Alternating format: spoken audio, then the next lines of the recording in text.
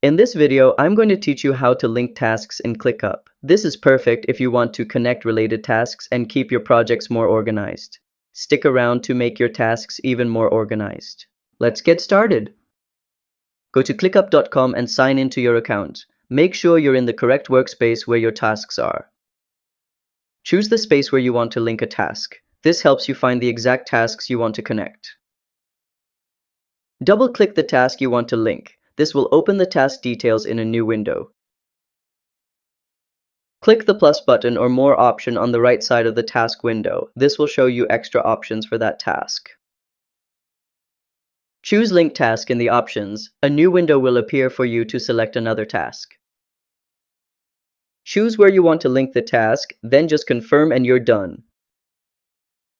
And that's how you link tasks in Clickup. If you found this helpful, give this video a like and subscribe to How to Tutor for more Clickup tutorials. See you next time!